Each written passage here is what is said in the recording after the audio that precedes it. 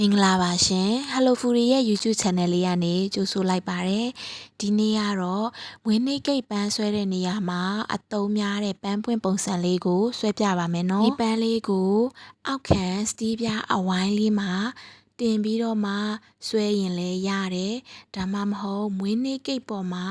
ဓာတ်ရိုက်ပန်းပွင့်လေးဆွဲလို့လည်းရပါတယ်ရှင်ဘာလေးတွေကွာသွားလဲဆိုတော့ကျွန်တော်အခုဆွဲနေတယ်လို့မျိုးစတီးပြားအဝိုင်းလေးပေါ်မှာဆွဲရင်ကြတော့